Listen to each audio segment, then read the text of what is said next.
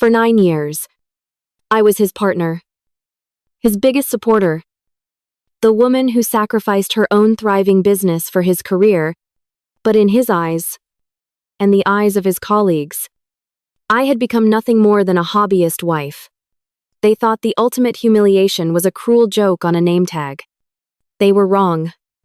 The ultimate humiliation was watching your company's stock price plummet on live television because of the hobby you so carelessly dismissed. If you believe professional respect is non-negotiable, make sure you subscribe and hit the bell, because this is a story about setting the record straight. 9 years ago, I fell in love with a man who smelled like old books and cheap, burnt coffee. We found each other in the cavernous, hushed sanctuary of our university's main library. It was the kind of place where dust motes danced in the slanted light from the tall, arched windows, and the only sound was the whisper of turning pages. 2 in the morning, deep in the throes of finals week. The air itself felt thick with exhaustion and ambition.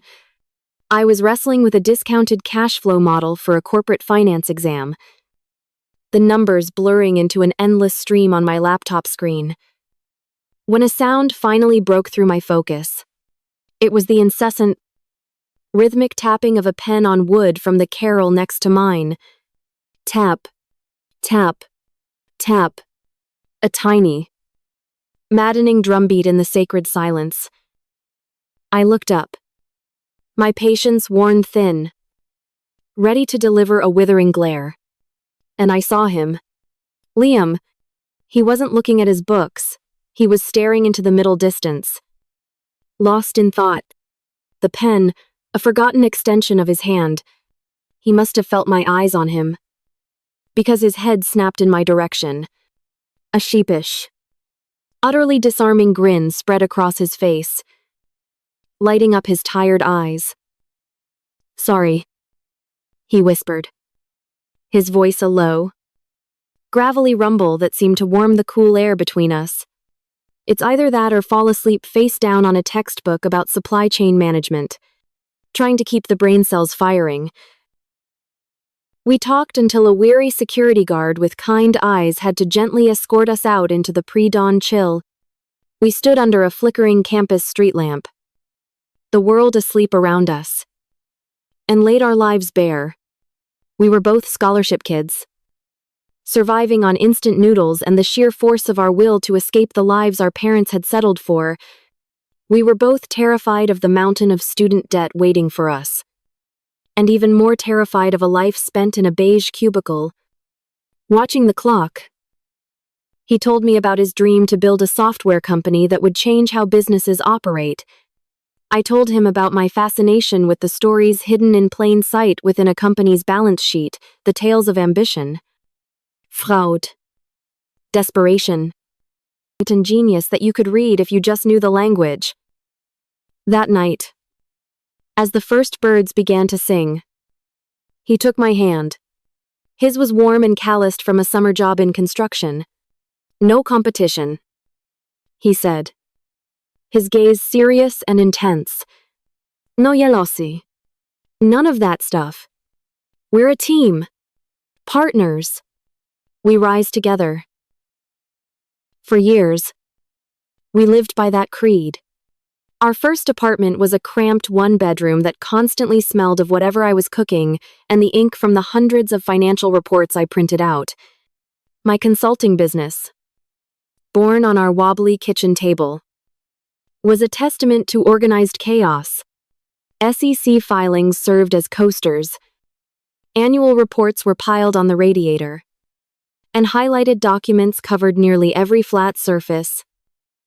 Liam, coming home late from his junior analyst job, never once complained about the mess. He'd navigate the paper labyrinth, press a fresh mug of coffee into my hands at midnight, and peer over my shoulder. "Catch any corporate criminals today?" he'd ask, his smile full of genuine pride and fascination. He'd listen, truly listen, as I explained how a company was hiding debt in special purpose entities or inflating their revenue with phantom sales. He wasn't just my partner in life. He was my confidant, my sounding board, my biggest fan. I remember the night it all felt real. A client, an elderly couple who had poured their life savings from a family hardware store into a retirement fund, called me in a panic about a hot new tech stock their broker was pushing. I spent 3 sleepless nights digging into the company. On the surface, it was golden. But deep in the footnotes of their quarterly report, I found a tiny, deliberate ambiguity in how they recognized revenue. It was enough. I called the couple and told them, in no uncertain terms, to pull their $4 million out. They listened. 3 months later, the company imploded in an accounting scandal, and the stock was worth less than the paper it was printed on. The couple cried with gratitude over the phone. That night, Liam came home with a $15 bottle of Andre champagne, the kind that fizzes aggressively and gives you an instant headache. It tasted like the finest thing in the world. We sat on our tiny, rusting balcony overlooking a brick wall, and he raised his plastic flute. To Nicoletta. He beamed. The woman who takes down corrupt companies from our kitchen table. He truly believed in me. As my small business grew, so did his career. He was brilliant and charismatic, and he shot up the corporate ladder. The offer from Innovatic Dynamics wasn't just a promotion, it was a quantum leap. Director of strategy at one of the fastest-growing tech firms in the country. It was everything he'd ever worked for. The only catch was the geography. The job was in Seattle, 3,000 miles away from the East Coast network of clients I had spent years cultivating. Telling them was one of the hardest things I'd ever done. These weren't just clients, they were people whose financial lives I knew intimately. But when Liam laid out the opportunity, his face alight with excitement, I pushed my own anxieties aside. Of course. We'll go, I said, my heart aching slightly. We rise together. Remember. We moved into a sleek, minimalist condo with breathtaking views of Puget Sound. It was beautiful, sterile, and felt nothing like home. And in that clean, quiet space, the promise we made began to erode. So slowly at first, I barely noticed. Success was a subtle poison. The collaborative partner who had loved debating financial theories with me was replaced by a busy, important executive. The first time he drew a line between his world and mine, it felt like a physical blow. We were having breakfast on a Saturday morning. I was reading through Innovatech's latest public filing, a habit of mine, and noticed something odd about their inventory valuation. I pointed it out to him, thinking he'd be interested. He put down his coffee cup and gave me a patient, weary smile. The kind you give a child who doesn't understand adult matters. Honey, he said, his voice gentle but firm. I appreciate you looking. I really do.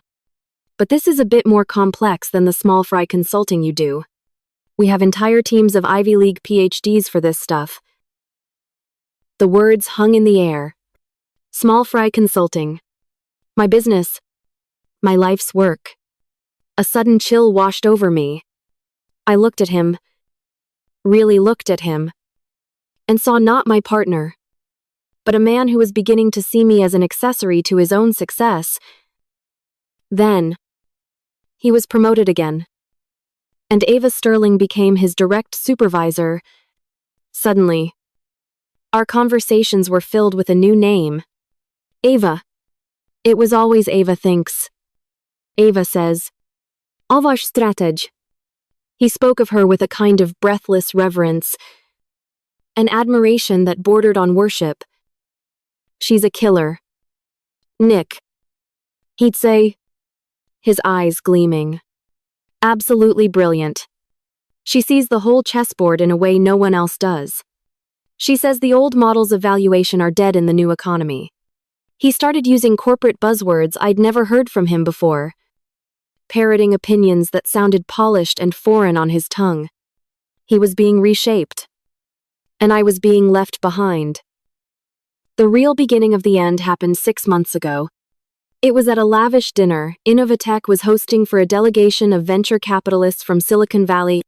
The setting was a caricature of corporate wealth, a private room in a steakhouse. All dark wood, leather banquettes, and the low hum of powerful men discussing powerful things. The air smelled of seared meat, expensive wine, and smug self-satisfaction. I was seated between Liam and a prominent investor named Marcus Vance, a man in his 60s with a reputation for being shrewd but fair. After some initial small talk, he turned to me with genuine curiosity. "Liam's told me he's married to a financial wizard," he said with a warm smile. "What's your particular field of magic?" "Nicoletta." I smiled back, feeling a flicker of the old confidence. "I run a forensic accounting consultancy." I began, ready to explain my work. "I specialize in analyzing public companies for signs of—" I never finished the sentence. Liam let out a loud, booming laugh. It wasn't a real laugh, it was a performance. A sound designed to draw attention and dismiss. "Oh, Marcus, you're too kind," he interjected. Placing a possessive hand on my arm, he turned to the whole table. "Nicoletta just does some consulting from home.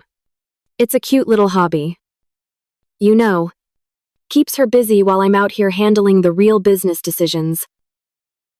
The silence that followed was deafening. It was a vacuum that sucked all the air out of the room.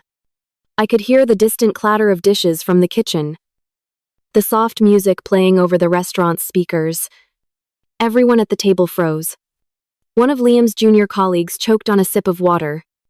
Marcus Vance's warm smile vanished, replaced by a polite, blank mask.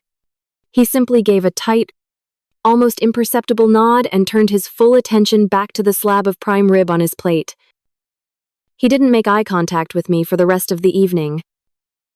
I felt a hot, prickling sensation spread across my cheeks. A deep and painful blush of public humiliation.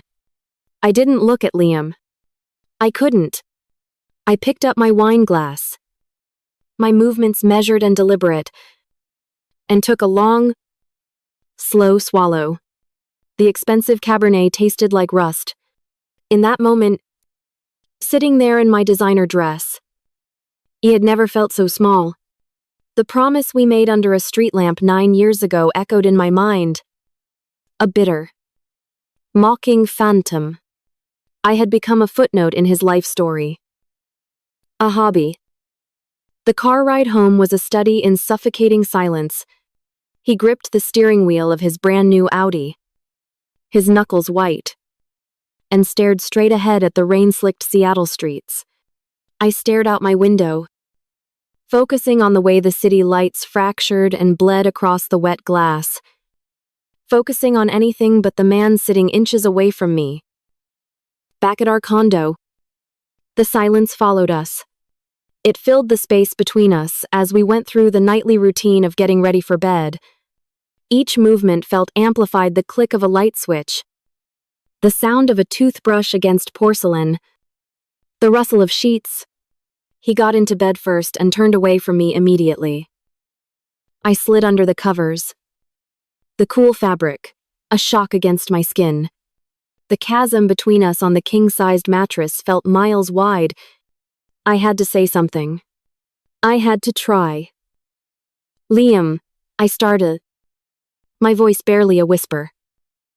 The only response was the sound of his breathing, suddenly slow and deep. He was pretending to be asleep. It was an act of such profound cowardice. It stole the breath from my lungs. He couldn't even face me. He was going to hide in the silence and wait for the storm to pass. But I knew.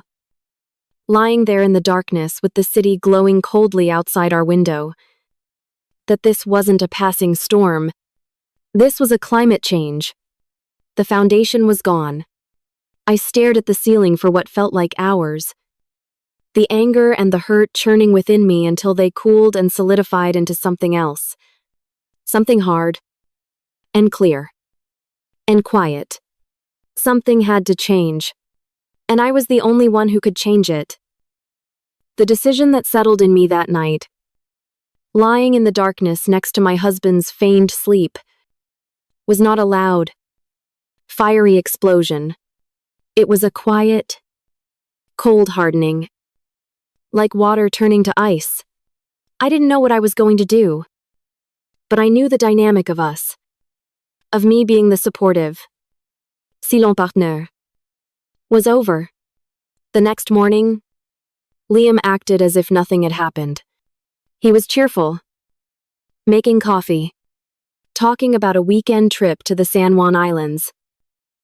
It was a familiar pattern: create a wound, then pretend it never existed, hoping silence would scab it over.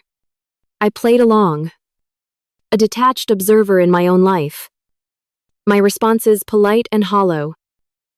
The weeks that followed were a masterclass in psychological warfare. 3 months after that disastrous dinner, Liam came home one evening, practically buzzing with energy. He tossed his briefcase onto the leather sofa and loosened his tie. A wide, triumphant grin on his face. He was celebrating. I was in the kitchen, methodically chopping vegetables for a dinner I had no appetite for. "You are not going to believe the numbers from Q4, he announced, coming up behind me to grab a bottle of water from the fridge. "They're insane. Record-breaking. Ava is a certified genius. The board is ecstatic. I don't know how she does it. Nick, it's like she can pull revenue out of thin air." I paused, the knife still in my hand. Pull revenue out of thin air. The phrase snagged in my professional mind. It was the kind of thing executives said when they were either clueless or lying. A flicker of suspicion, the familiar instinct of a forensic accountant, sparked within me, but I quickly extinguished it. It felt too intertwined with my personal hurt, and I couldn't trust my own judgment. I just made a non-committal sound and continued chopping. The rhythmic thud of the blade against the cutting board, the only response I offered. A few days later, my phone buzzed with a text from an unknown number. It was her, Ava. "Hey Nicoletta, Liam was just telling me you're working on some fascinating projects from home. So great that you have that flexibility." I stared at the message, at the cheerful, condescending words, and the final, poisonous wink of the emoji. It was a digital pat on the head. It wasn't an olive branch. It was a reminder of my place. I didn't reply. The messages continued. 1 or 2 a week. Each one a tiny, perfectly crafted dart. "Hope you're having a relaxing week while we're all pulling our hair out at the office thinking of you," or "Liam is doing such incredible work here. You must be so proud." She was building a wall, brick by smiling brick. The isolation became more pronounced. Liam started coming home later and later. There was always a reason, a plausible excuse that left no room for argument. A last-minute strategy session with Ava's group, a team-building dinner that was mandatory, a weekend retreat for senior management. He'd come home smelling of expensive wine and other people's perfume, full of stories I wasn't a part of, featuring colleagues I'd never met. I was being systematically erased from his professional life, relegated to the woman who managed the condo and waited for him to come home. The final illusion of our partnership shattered on a Tuesday evening. It was raining. A relentless Seattle drizzle that blurred the city lights into a watercolor painting outside our window. Liam was on the balcony, the glass door slightly ajar, taking a call he thought I couldn't hear. I was in the living room, ostensibly reading a book, but my entire being was attuned to the murmur of his voice. I heard him laugh. Then the sound of another voice. A woman's. Coming through the speaker. It was Ava. Her tone was like honey laced with venom. Intimate and conspiratorial. He's a good man. But he's not seeing the big picture. She was saying. I froze. My blood turning to ice. A man at your level. With your trajectory. Needs a partner who is an equal up. Liam. Someone who understands the game. Not a distraction. I waited for his defense. I waited for him to say my name. To tell her she was wrong. To stand up for the woman he had promised to rise with. I waited.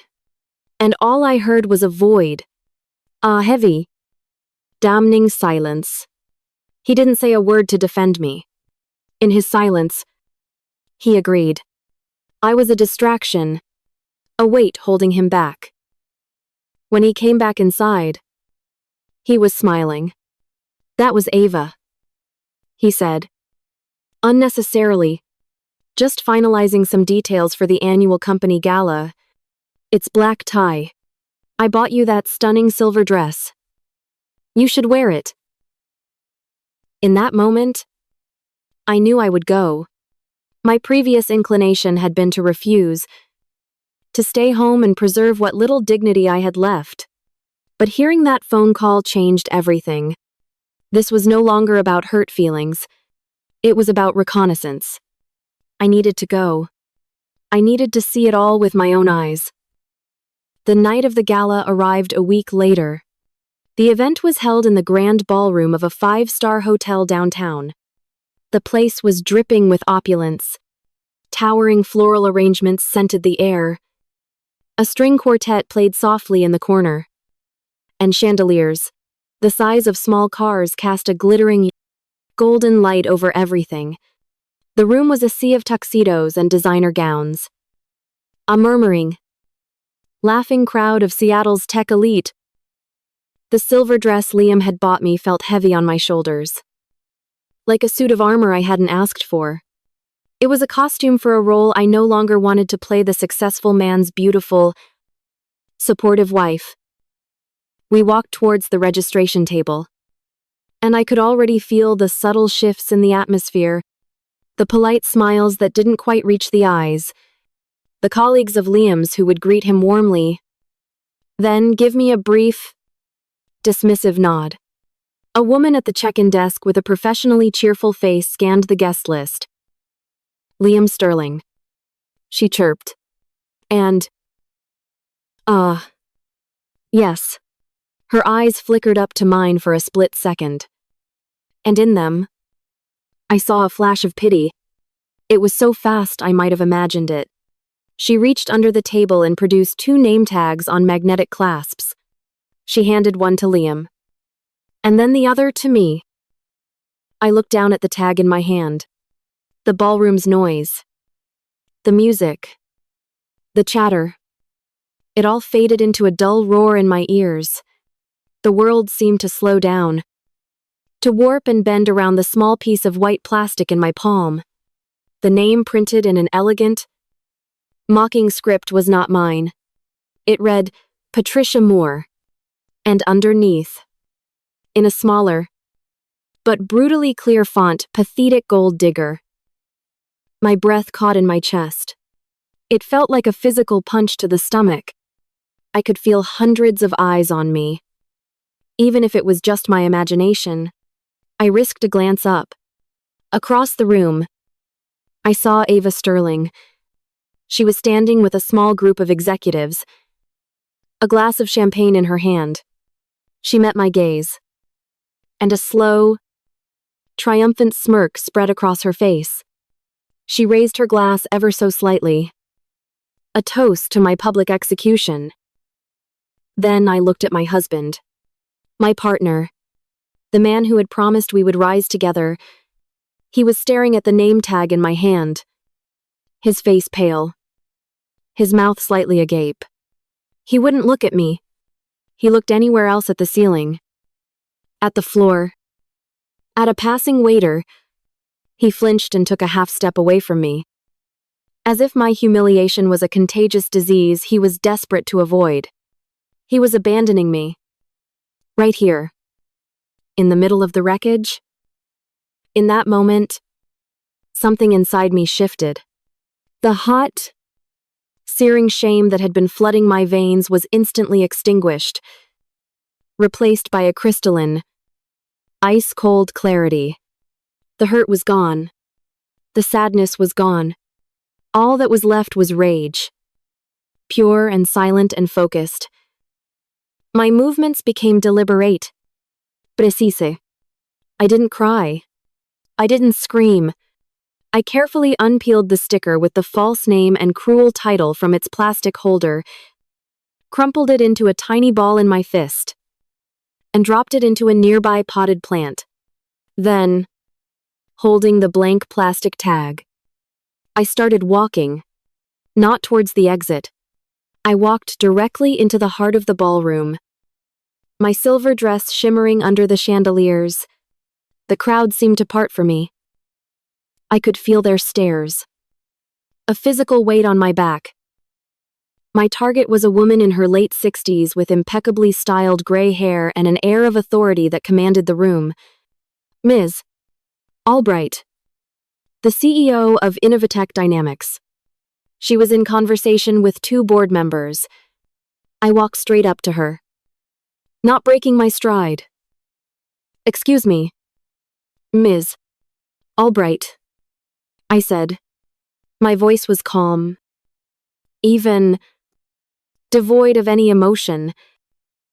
She turned out, a look of mild annoyance on her face at being interrupted.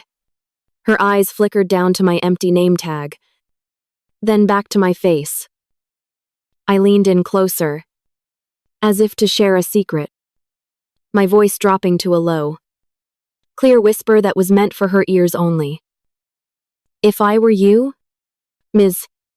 Albright, I murmured, I'd check your company's stock price first thing Monday morning. And maybe, just for your own peace of mind, take a very close look at your Q4 revenue recognition policies.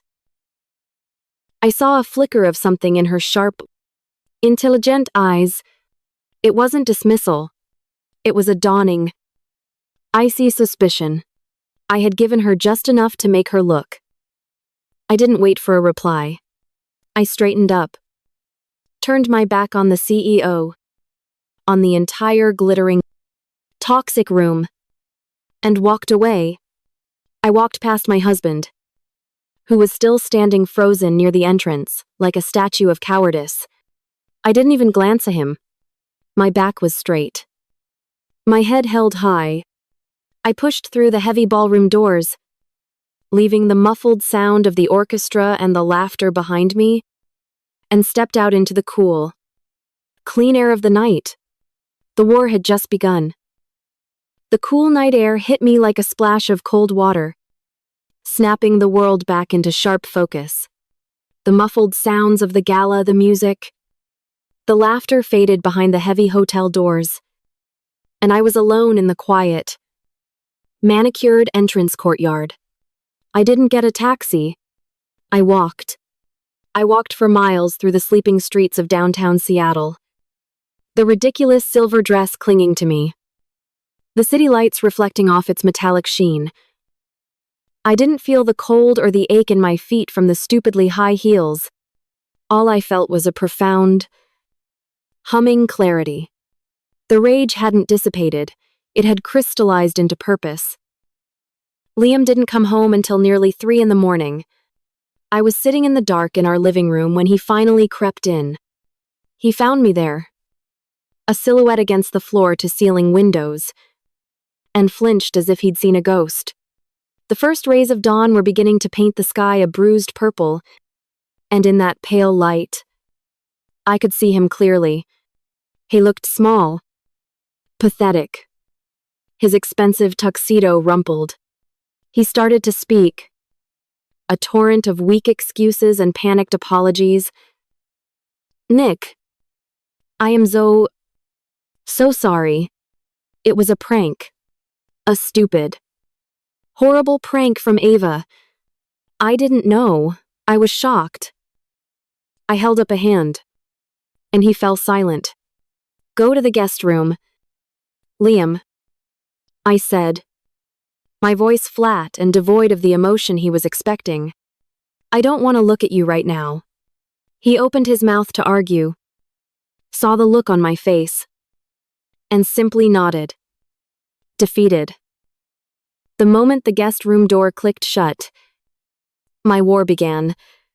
My home office, a space that had felt neglected and sad for months, was about to become my command center. I tied my hair back, the gesture methodical and symbolic. I brewed a pot of coffee so strong it was almost sludge, and then I sat down at my desk, the city slowly waking up outside my window, and began to work. Innovatech Dynamics was a publicly traded company. Their lifeblood, their secrets, their sins, they were all hiding in plain sight, buried in the dense, jargon-filled pages of their public filings.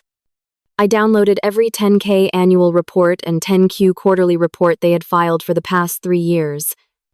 The files filled a new folder on my desktop, a digital arsenal waiting to be deployed. For the next week, I lived in that office.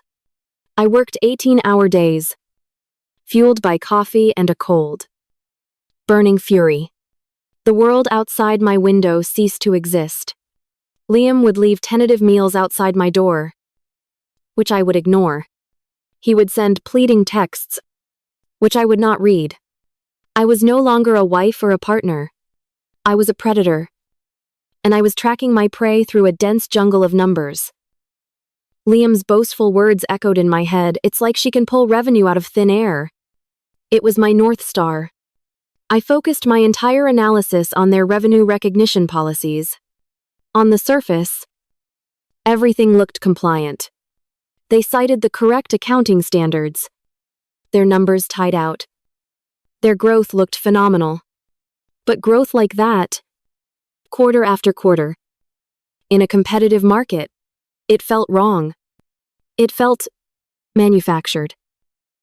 The breakthrough came on the 5th day. At 4 a.m, my eyes were burning from staring at spreadsheets. But I found it, a pattern. In the final week of every single quarter for the past 2 years, there was a huge, anomalous spike in signed long-term service contracts that spanned 3 to 5 years. According to standard accounting principles, the revenue from those contracts should be recognized incrementally over the life of the service agreement. But Innovatech wasn't doing that. Deep in the footnotes, buried under a mountain of legalese, was a single sentence giving them leeway to recognize a significant portion of the contract's total value at the moment of signing. They were pulling future years' revenue into the current quarter to guarantee they always beat Wall Street's expectations.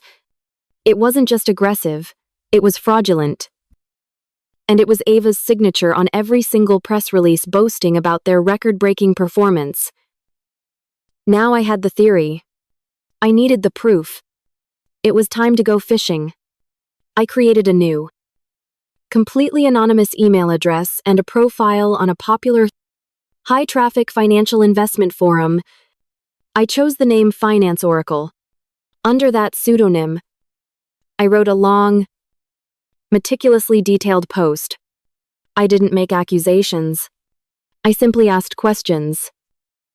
I laid out my analysis of their revenue recognition policies, pointed to the quarterly spikes in long-term contracts, and asked the community, is this sustainable? Does this pattern seem like a red flag to anyone else I was laying a trap?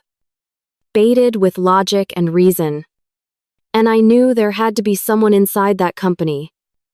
Someone in the accounting department who knew the truth and was terrified. Who would see it? That evening, Liam finally found the courage to knock on my office door. He looked terrible. His eyes, bloodshot. His face pale. Nick, can we please talk? He pleaded. This has gone on long enough. It was a joke that went too far. Ava has a weird, cruel sense of humor. That's all. I swiveled in my chair to face him. My expression unreadable. A weird sense of humor. I repeated. My voice quiet. Tell me. Liam. Is creative accounting also part of her weird sense of humor? The color drained from his face. He stared at me. His mouth opening and closing silently like a fish. I don't know what you're talking about. He stammered. But his eyes betrayed him. He knew. He knew the company's success was built on a lie. And the terror on his face told me he was afraid that I knew it. 2. I just turned back to my screen. Assis en dismissal. 2 days after my post went live. It happened. An email arrived in Finance Oracle's encrypted inbox. The subject line was a single word Innovatech. My heart hammered against my ribs. The body of the message was short. You're right. And it's worse than you think. I'm a senior accountant. I can prove it. We established a secure channel of communication. My source was terrified. A man who had been bullied by Ava into compliance and was now watching the fraud escalate to a level he feared would land them all in prison. He had been looking for a way out. My post was the lifeline he needed. An hour later, a file transfer appeared in my inbox. It was the smoking gun. It was everything. There were 2 sets of spreadsheets. The internal ones, showing the real, incremental revenue stream, and the public-facing ones, showing the fraudulently inflated numbers, but the real prize was the email chain, a series of exchanges between Ava Sterling and the head of the accounting department. I read her words, and a chill went down my spine. I don't care about the long-term recognition model. We have a number to hit for the quarter. Be creative. Make it happen. I had them. I spent the next 48 hours in a fugue state of intense focus. As I was cross-referencing a crucial piece of evidence, my computer suddenly froze. The screen went black. Then a spinning wheel appeared. A surge of pure adrenaline shot through me. Had they found me? Was their IT department wiping my hard drive remotely? My heart pounded in my ears. I was about to rip the power cord from the wall when the screen flickered back to life with a cheerful message.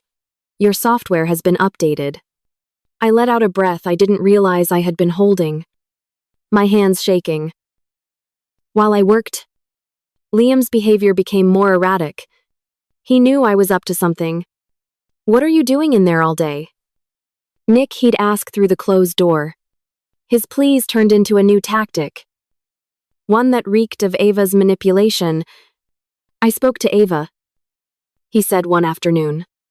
She's worried about you. Nick, she thinks you're not taking the gala incident well. That you're becoming unstable. They were trying to build a narrative. To paint me as a scorned, hysterical wife. It was pathetic. And it only fueled my resolve. By Sunday night, it was done. I had compiled a 60-page report. A masterpiece of forensic accounting.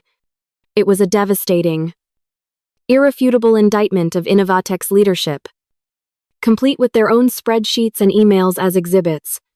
The condo was dark and silent. Liam was asleep in the guest room. I sat in the glow of my monitors. The finished report open on one screen. The investment forum on the other. My mouse cursor hovered over the post button. This was the point of no return. This was the moment I burned the last bridge of my old life to the ground. I took a deep, steadying breath and clicked. Then, I opened a new tab. The U.S. Securities and Exchange Commission has a whistleblower portal. An anonymous and protected channel for reporting corporate fraud. I filled out the form, attached my 60-page report as evidence, and clicked Submit. I had just delivered the weapon to the public and the authorities simultaneously. I didn't sleep that night.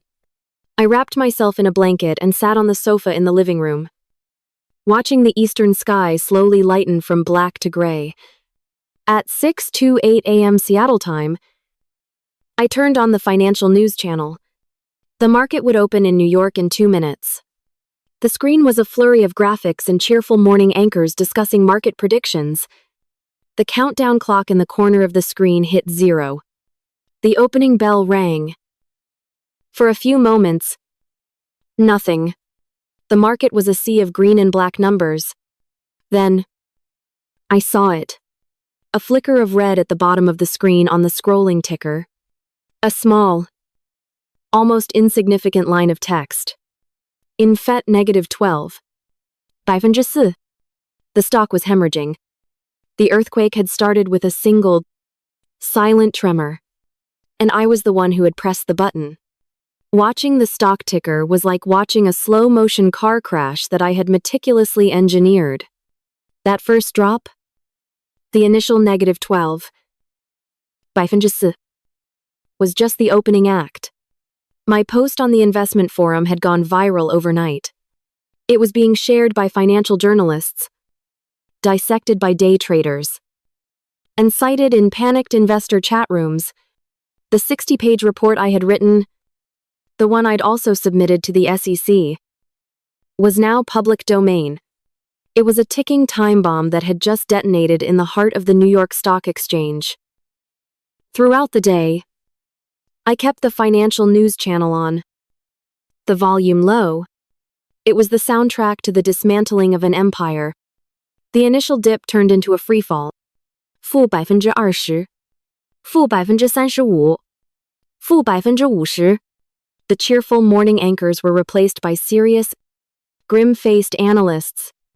They put up charts showing the stock's precipitous fall, a red line dropping off a cliff. My anonymous pseudonym, Finance Oracle, was on everyone's lips.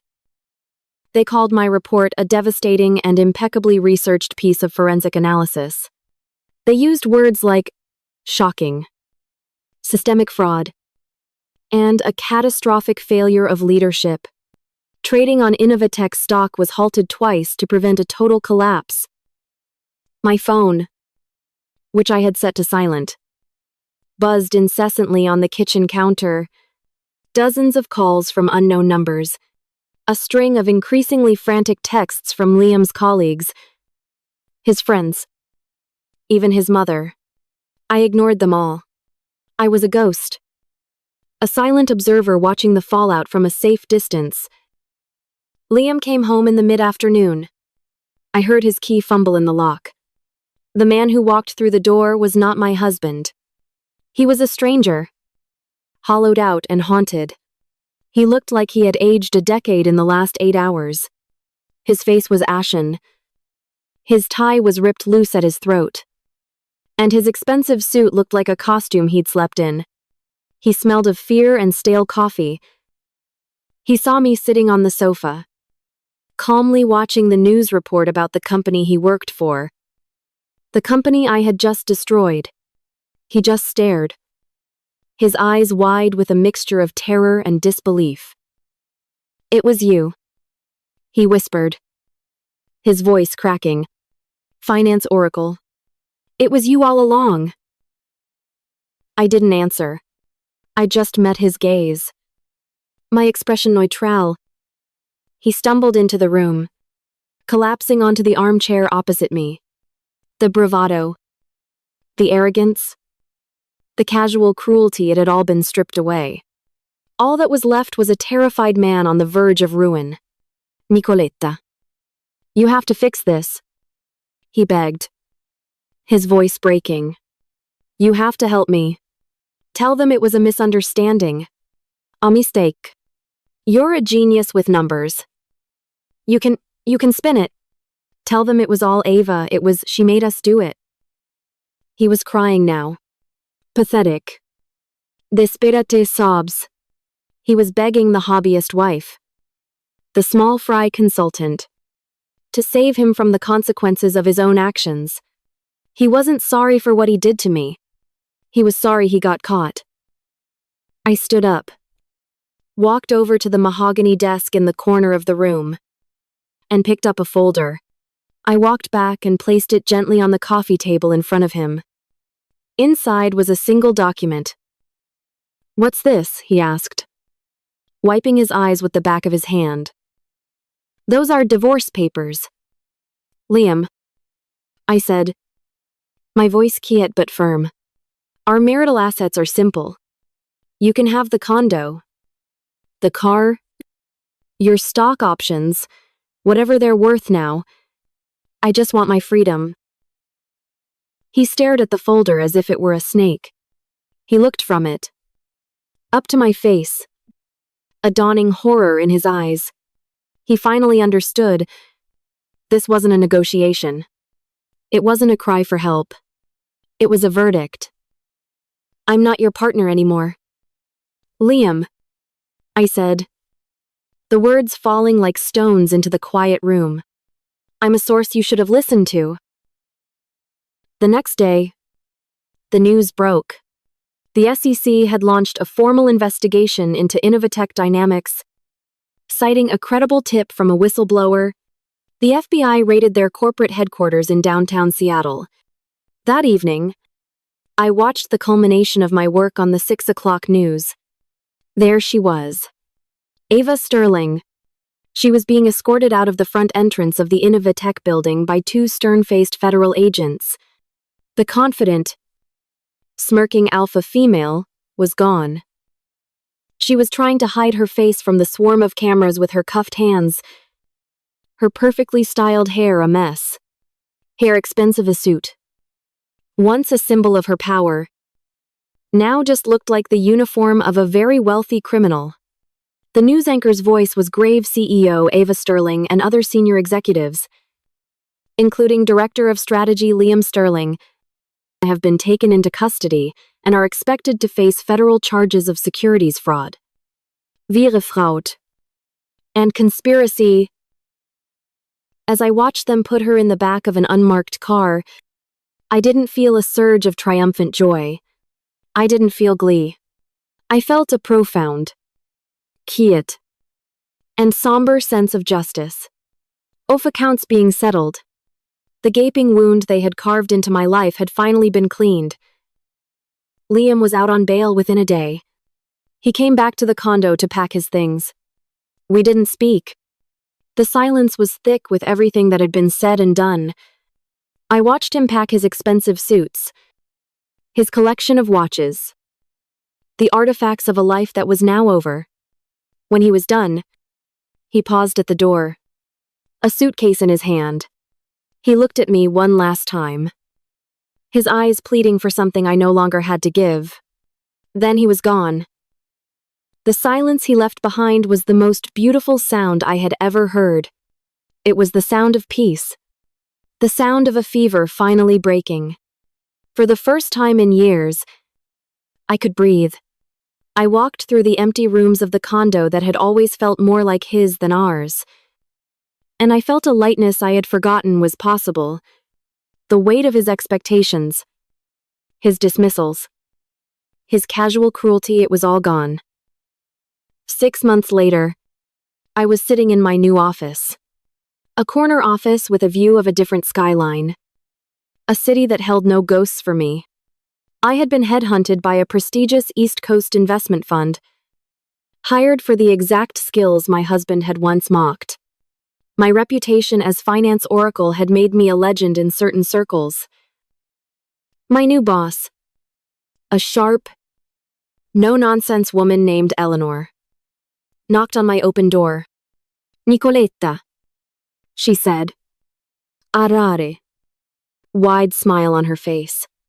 "That deep dive report you did on the manufacturing conglomerate, the one everyone thought was a rock-solid investment. I had a feeling their inventory numbers were off," I said. "They were more than off," she replied. "They were completely fabricated.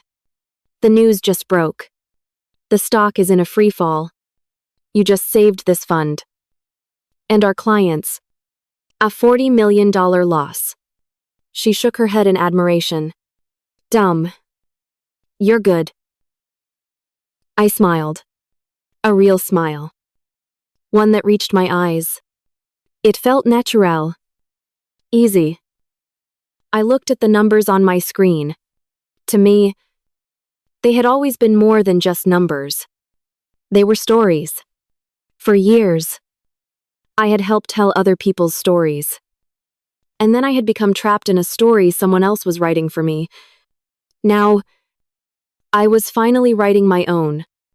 I had learned that my value wasn't something that could be given to me, or taken away, by a title on a name tag or the approval of a man. It was something I had owned all along. That evening, to celebrate, my new team and I went out for drinks. Someone ordered a bottle of champagne to share. It was a $150 bottle of Bill Cart salmon, and its tiny, elegant bubbles fizzed in my glass. It tasted crisp and clean and bright. It tasted like victory. My victory. As I raised the glass for a toast with my new colleagues, people who respected me for my mind, I thought of that cheap $15 bottle of sparkling wine Liam and I had shared on a rusty balcony 9 years ago. We had been celebrating my success then, too. But this was different. This wasn't a shared dream anymore. This was my reality. Built from the ashes of a life I had burned down myself. And I was free.